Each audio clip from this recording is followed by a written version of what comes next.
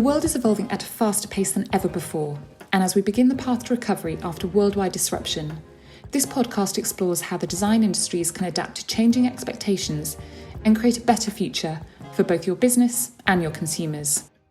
I'm Carla Buzasi, Managing Director of WGSN and your host this week.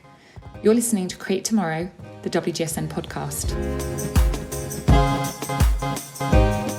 This week, I'm joined from her home in Paris by Lisa White, who, as well as being Director of WGSN Lifestyle Interiors, also leads our creative forecast team and is absolutely the person to speak to if you want to know more about how products will evolve in coming years and seasons.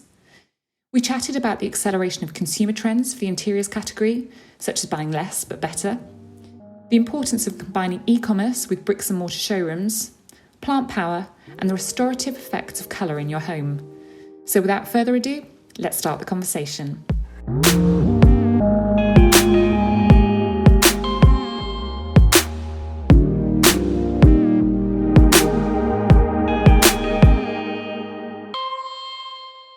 So, Lisa, it's been months now of huge change for everybody working in this industry, but also for consumers. And what I'd really like to explore today is the changing consumer behaviours, the ones that we've seen during the pandemic, but also ones that we think will continue to evolve as the months go by, and really what that means for those in design industries who have been creating products that people want to buy for their homes, how those things are changing, and what that means for people working in this industry today.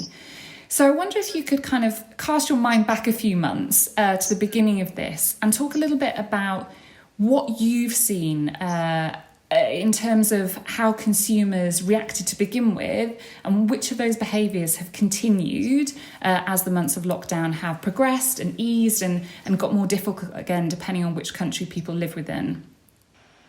It's really interesting because when you said go back a couple of months, and I've got this image of everybody heading to the supermarket and buying everything they could and bringing it home, all of the pasta, all of the toilet paper. And it really was a feeling of we need to line our nest. We need to create a space where we will feel secure, where we will be able to function for we don't know how long. And that is definitely something that has panned out. There was the first knee-jerk reaction. And it was interesting too because it's a very emotional reaction.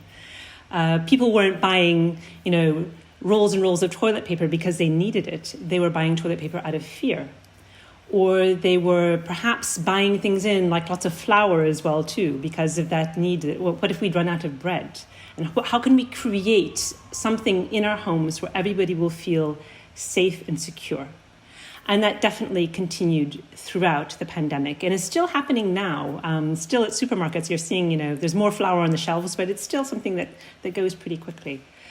So that first reaction of how can we create a nest, how can we create a sanctuary space, has been something that we are going to be seeing evolving into the autumn, winter, into next year as well too, because now the home is our hub for everything. Do you think this has been a positive thing as people maybe, sought to kind of create these refuges for themselves and their families? I mean, lots of people have experimented with new dishes. They've cooked things that perhaps they wouldn't in the past. Can you see some positivity in all of this? Believe it or not, I can see a lot of positivity in the people that we've been speaking to, whether it's from a work perspective or a family perspective. They're like, I have more time than I ever did before. So I have time to think about how I want to live. I have time to spend with the people that I care about. And I have time to think more in my work as well, too. So I think in many ways, people realized that time was going to be something that was a gift from this pandemic, if you will. And people are asking themselves, how are we going to be using that time and better using it in the future? So one thing I think we have to acknowledge, both now but also looking to the future, is people's kind of curtailed spending abilities. Lots of people have lost their jobs. Many people have been furloughed. People are very anxious about a looming recession, and consumers are buying less. I mean, that is the reality of this situation. What does that mean when it comes to what we have in our homes and what people might be willing to spend money on? It's interesting because the trend for living with less and buying less but better quality, we've been talking about that for about 5 years now. And really that's been on our radar, and it's been accelerated by the pandemic. And getting back to the home, it kind of goes back to that William Morris quote, that really famous one from the arts and crafts movement, which came upon all sorts of other social political movements as well too, including the Industrial Revolution. And he's saying, don't have anything in your house that you do not know to be useful or believe to be beautiful. And people are really asking themselves those questions like, do I need this? And if I need it, okay, I will buy in that appliance because that will help me bake better bread. Or yes, I will get that new set of linens because that will make me feel so much better and much more relaxed, and I'll be able to sleep better, perhaps. So I think people are being more careful. Obviously, there's a lot of savings happening right now as well, too. People are kind of wary about where they're going to spend. But where they are going to spend their money is when something is going to make a big difference in their lives, and if it's going to be something for the long term. And we're really moving towards a long-termism in our thoughts. I love that William Morris quote. I use that all the time. I think, pandemic or not, that's something that product designers should be thinking about from an environmental perspective. I think it's good kind of for all aspects of the industry. You've mentioned cooking a few times there. You kind of reference sleep when you're talking about linens, and both these things, it kind of comes back to your first point, which is how do you create more of a sanctuary? People are anxious. Sleep is being prioritised. Baking, cooking, things that make people feel that they're looking after their family. Is there any room for kind of frivolity, fun within this as well? Are there kind of aspects of things that we will have in our home which are just about joy? That's really important, because if you've got joy and you've got mood improvement, you can deal with things that much better. So we've been seeing a lot more analog games, of course, that whole puzzle idea where people are like, I actually have time to make a puzzle. It's something I can do with the other people in my house. So that sort of joy of being together and doing something that is very non-tech in a way. But then there's also the joy of connecting with people in a digital realm. And that was something that was very surprising, that we found that we had a lot of emotion connecting through a Zoom meeting or connecting through an online game. And that was another learning from the whole lockdown situation, is that we can find moments of joy in places that we didn't know that we could before.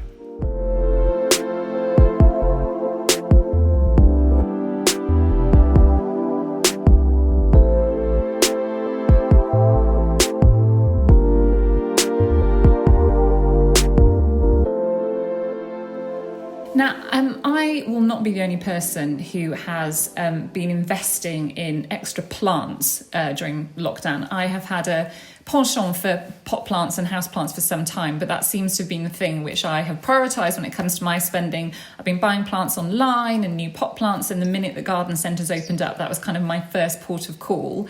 In many of the conversations you and I have had via video, I've seen your beautiful plants in the background as well. Is this a trend that's here to stay? Is this an opportunity for brands that don't stock that kind of thing at the moment? Maybe not the plants, but there's certainly the things that people are going to put their plants in. Definitely. And that, for us, has also been a very long-term trend. We've got a report out right now that is talking about the trajectory of plants that we've been covering for about 5 years. And plants are really interesting because interior designers will tell you that that is one of the most effective luxury upgrades for your home. You're bringing in green spaces, it looks fantastic.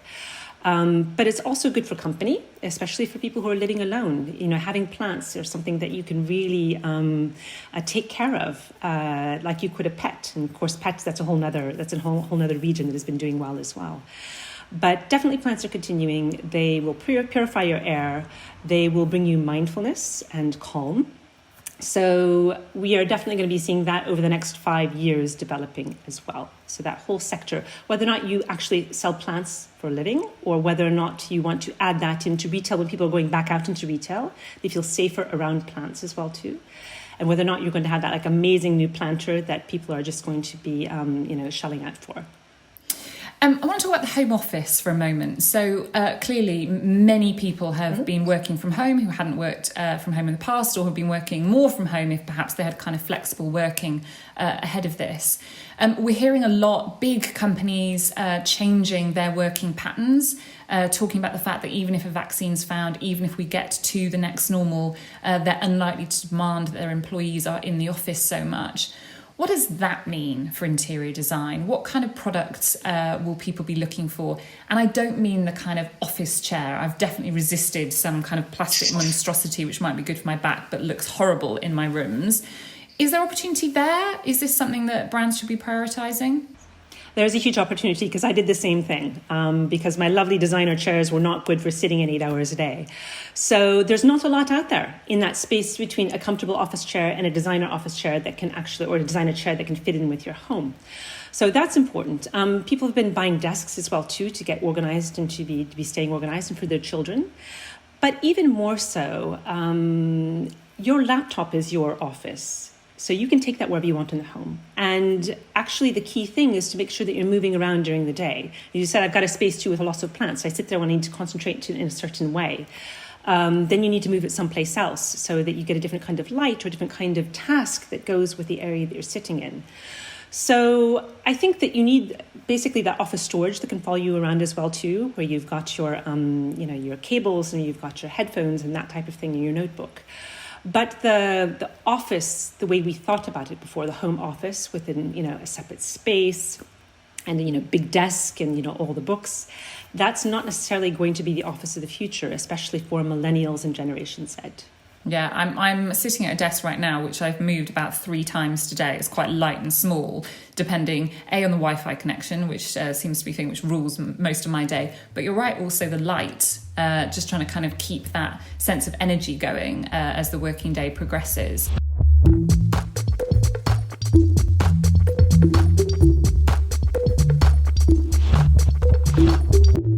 Let's talk about colour. Those of you who are watching this rather than just listening to this will probably see in the background I've got lots of brightly coloured cushions. I'm a person who thrives on a kind of vivid environment around me. Colour, I think, is going to be so important at the moment because there's this kind of balance between people wanting to feel uplifted but also calmed. Product designers, where do they go with this? Because I think it could be potentially quite challenging to kind of tick both of those boxes as they're thinking about their product assortment.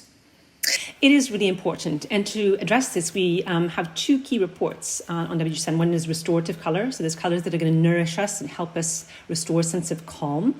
But then also emotional colour and the effects that colour has on our emotions and how we can... if I was going to, bring it out into 2 broad directions, you would have this sort of calming pastels that we're seeing as well too, that kind of keep your mood really on a great even level, and that looks fantastic in industrial spaces as well, really really new. But then you also have the very nourishing colors as well, which are sort of the pumpkins and the greens and the browns, which are important. Actually, I'd like to add a third one too, which is the joyful color. Those, the bright pinks and that type of thing that are going to really feed us and wake us up and make us feel very joyful as well. So depending again on the space in your home that you're in, you're going to want different types of colors to bring about different emotions and different tasks at hand. So as I'm browsing online, and let's face it, most of us are doing our shopping online, even in countries where retail, bricks and mortar has opened up again. Product assortments are very limited at the moment, which is unsurprising when lots of brands slow down their orders from wholesalers. As we're sort of beginning to come out of this, if you're a product designer or a buyer, merchandiser sitting within the interior space, where do you think they should be prioritising their spend and their design power to ensure that it's products that people are going to spend their money on versus ones that they might think, well, I'll wait another 4-6 months or maybe even a year? Exactly. Because we know as well too, there's a lot of retailers that are putting certain products aside for next summer as well. So what you're going to need to be thinking about in that case is, what can I design to make those products that are being held over still look amazing next summer? It's also thinking about things that are, what are the products that are really what's going to touch them? And there's a lot of self-care products that are really key. It's the candles, it's the scent, it's that cushion that's going to make your couch look completely different, or that rug.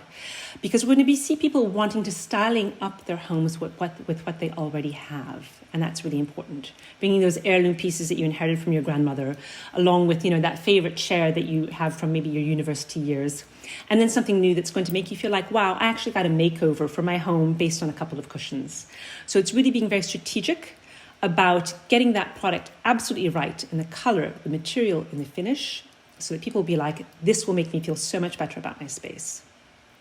It makes sense as well, because then you're hitting kind of two huge demographics. You've got the homeowners, but you've also got renters as well, where a purchase on a cushion is absolutely possible and useful versus a sofa which might have been supplied already or that they don't know will fit into future properties that they might live in. Let's move on to sustainability, because this is an area that here at WGSN we've been passionate and evangelical about for some years now. The sad reality is when people's spending power is curtailed, environmental concerns sometimes go lower on that priority list. And certainly our hope is that the industry will continue to prioritise that. How can people balance that when they're thinking about designs? How can they prioritise that when they're thinking about pricing of items? I think it's really important as well, too, is we're seeing the prices go down on certain sustainable materials. And people are actually going to be asking themselves that question when they're looking into the formula behind a product. They're going to be looking at that. Is that beautiful? Is that useful? And is it sustainable? Because a lot of people are very aware of what's happening with the climate crisis and how that, slotted into the pandemic. So that is definitely back of mind. And it's also part of the story, because when you are promoting a product, you are talking about the story behind that product. And that storytelling element is so crucial. And we have a very discerning consumer, and they want value, they want a low price, but they also want an authentic story that touches upon sustainability as well. It's going to be very difficult to continue producing products that are just cheap.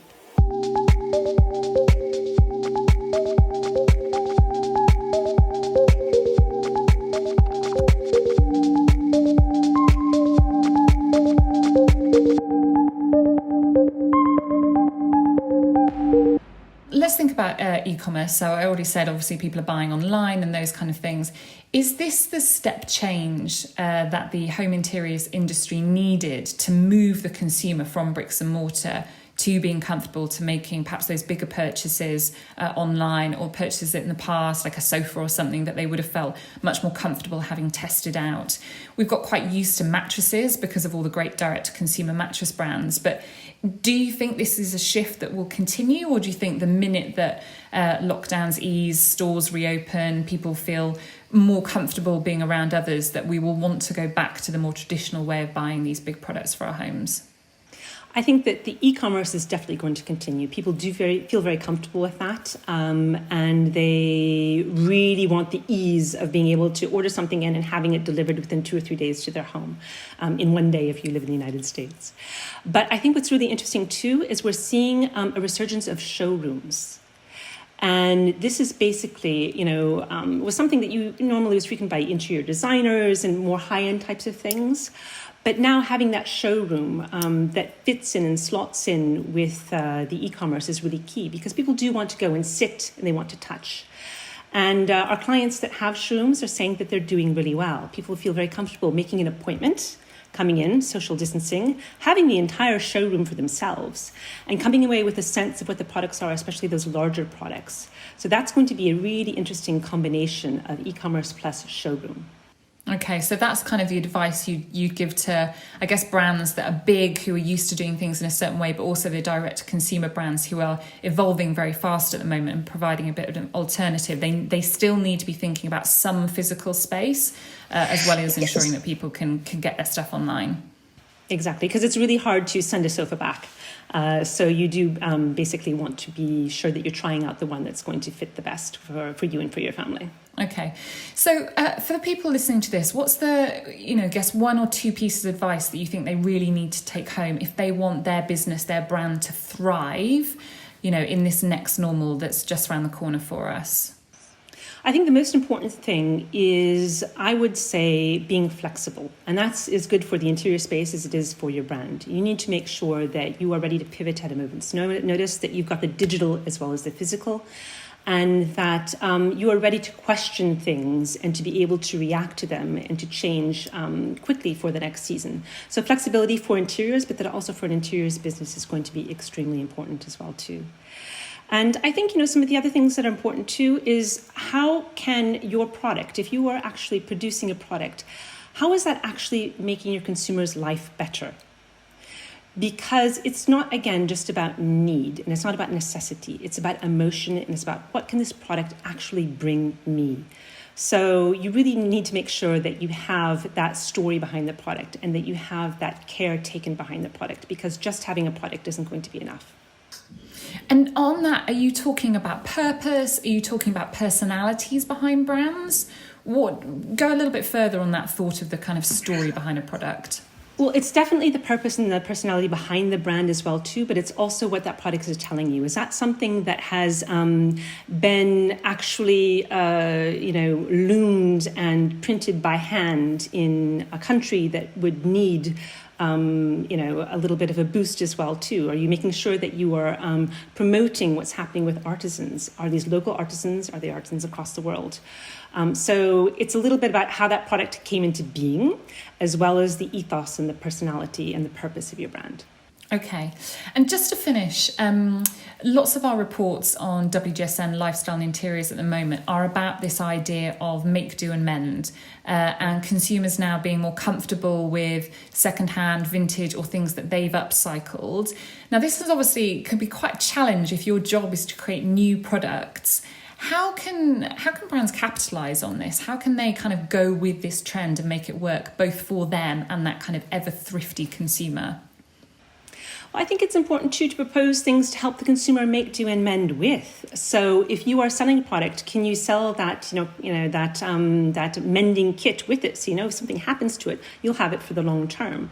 If it's a vase, for example, maybe you've got a kintsugi kit, in case something happens and it breaks, or some lovely dishes or that type of thing. So, you've got something that you're selling the product as well as the craft that will help, repair that product in the future and actually make it a little bit more meaningful as well too. But then also, people love the vintage look, but they want to have things that are fresh as well. So it's really showing how you're styling things, how you're styling your product, your new product, with something that has been kept for generations and mended, and really having that juxtaposition. That is going to be bringing the newness.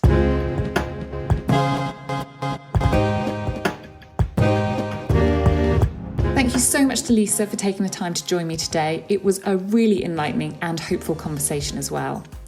And thank you too for listening. If you've enjoyed what you've heard, then please subscribe to the show, which is available on all major podcast platforms. And if you really like what you heard, then please leave us a rating and review on iTunes. It really helps us get the word out there. If you'd like to find out more about some of the topics we've talked about today, then please head over to WGSN.com, where you can find out how you can get access to all our insight and analysis. We are constantly publishing new content around how design industries can create a brighter and better future. So thank you again to Lisa. I'd also like to thank our podcast producer, Roland Bodenham, and thank you for listening. Peter Marin will be back in 2 weeks' time for the next episode. So until then, stay well and healthy.